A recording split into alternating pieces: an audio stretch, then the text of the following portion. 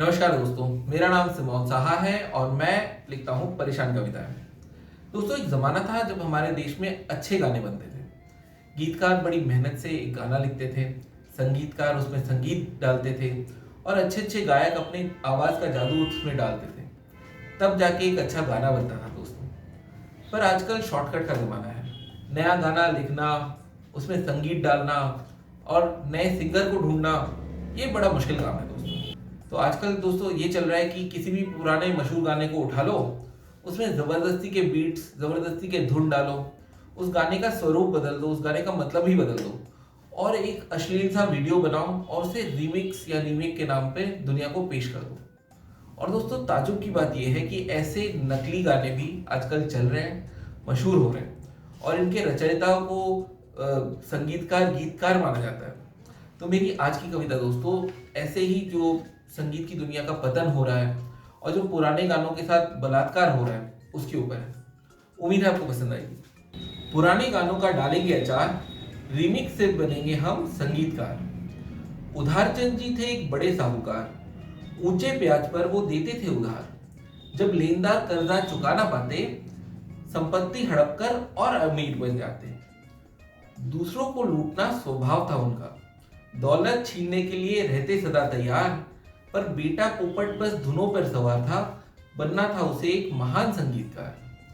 सुर का कुछ भी पता ना था उसे, ना ही था उसको ताल का कोई ज्ञान। बस धूम धड़ाका ही पसंद था उसको, जिससे करता था वो सबको परेशान।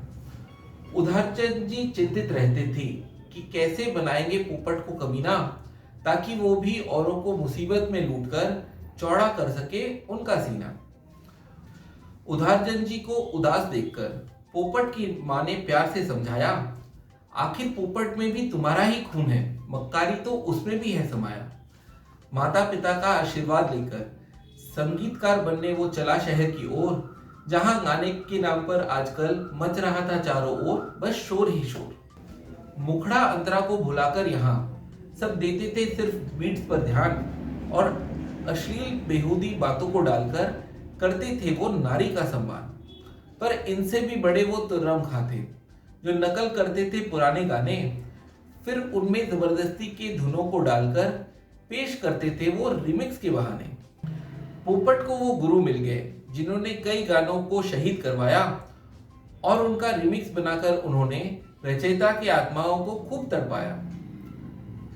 गानों को बिगाड़ने की महान कला का पोपट को मिला फिर उन्हीं से राज, कि संगीत तो कुछ भी बना लो बेटा, पर लोगों को लगे कि वो है खास।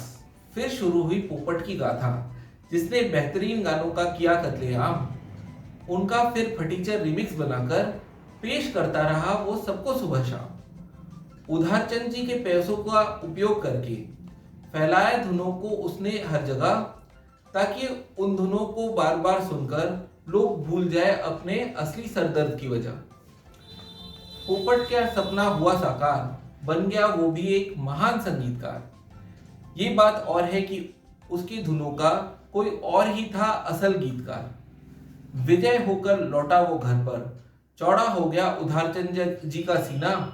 वो तो गांव वालों को ही लूटते थे, पर इसने तो सबका सुख था छीना।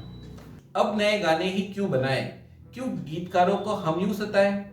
रिमिक्स की दुकान जब चल पड़ी है तो हम किसी को भी अब उससे उल्लू बनाएं। जब असल गाने खत्म हो जाएंगे तो हम रीमिक्स का भी करेंगे अनुवाद।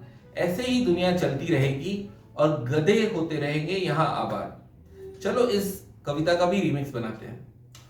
ओके दोस्तों, मुझे लगता है आपको मेरी ये कविता भी पसंद आई होगी। आप प्लीज मुझे कमेंट्स पे लिख के भेजिएगा और दोस्तों मेरे चैनल को सब्सक्राइब कीजिए, नीचे सब्सक्राइब का बटन है और बेल आइकन को भी झट से दबा लीजिए दोस्तों, ताकि आपको नोटिफिकेशंस मिलती रहे। तब तक के लिए धन्यवाद।